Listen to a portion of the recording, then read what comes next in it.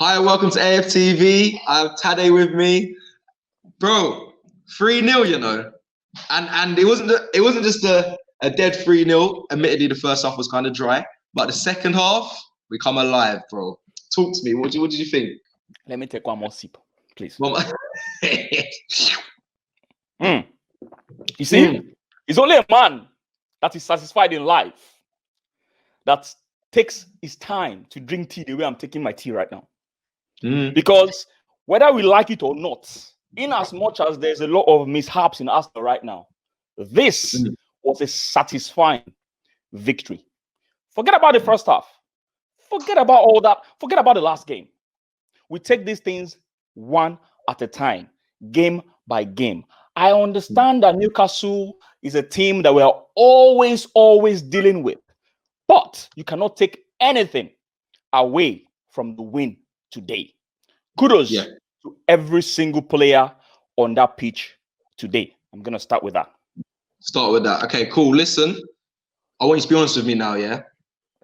Were you one of those fans that was saying, we need to drop Aubameyang? He needs to take some time on the bench. You mean this guy? Aubameyang. Yameng Oba. Pierre-Emerick Aubameyang. Man, listen. I'm not even gonna lie to you, man. I think I was one of the first few people I remember some months ago that I was saying Aubameyang has been poor. I think it was with Robbie. It was an interview with Robbie. I said he has been poor. Yeah. Then today I went on others live on our Instagram, and I said, this guy Aubameyang, he needs divine intervention. And I think today the gods of football has answered his prayers, because it is only someone that didn't know anything about the goal he scored that scores a goal. Look at that second goal. Look at that second goal, Cecil. Look at that second. He was just there standing, like, this is someone that has been missing goals. He's been missing all the goals in the first half. People are already pouring curses at him. You know, this guy, there's a problem. He was becoming winner. Aubameyang was becoming winner all of a sudden. And himself, he was just there standing. And Cedric literally just gave him a pass and he tapped him. He didn't even celebrate. He didn't celebrate. Do you know what? I think it was reactionary. But if I'm honest, of recent, he's been getting those chances and it just hasn't been going in. But that one was like, he just come off his foot and he was like, I scored again. Do you know what I mean? And straight up, he pointed at Cedric because he knew that was all Cedric. He knew that was all Cedric. So I don't think he took credit for that. Do you know what I mean? While we're here, thoughts on Cedric. Talk to me. Cedric, that's another person I want to talk about. Thank you very much. This guy, I have all their pictures. It's like you and I, we are having a connection today. I have all their pictures. There's a reason why. Yes, that's him right there. That's him. I got Cedric's picture. You see this guy, yeah? You see this guy, yeah? Yeah, I see him. This guy has a very efficient way of crossing the ball. He has a very efficient way of crossing the ball. He seems to be less prone to mistakes when you compare him and Bellerin. And I kind of like his movements as well. I like the way he moves, right?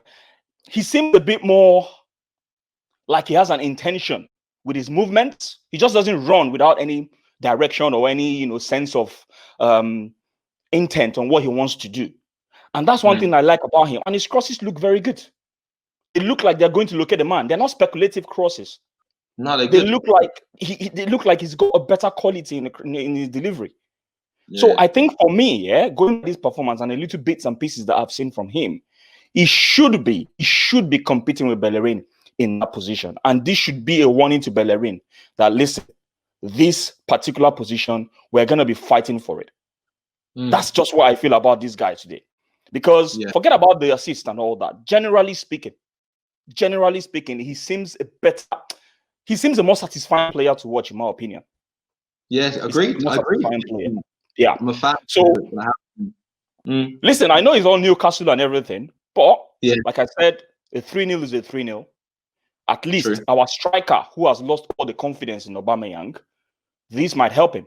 Because even that first goal he scored, right? You can't take anything away from Partey. We're going to talk about Partey quickly. But that first goal he scored, I looked at that goal and I'm like, I don't think he really intended to play the way where he played it. He just took the shot with power, and it went straight. And the keeper went to the other direction, right? Do you know what I mean? But who cares? Who cares? What we care about is the fact that he hit the back of the net, and that's what he cares about. That can actually, give him a sigh of relief. So I think this might be the beginning of good things for him, or maybe it will, get him back to where he, the form that he was, rediscover his form, and maybe it's going to help him a lot. One last person I want to talk about is Emil Smith-Rowe, the same guy that I got a lot of insults for. I have his picture. Don't worry, he's right there. He's right there. I have to reserve. There's a reason why I used the analogy that I used, right?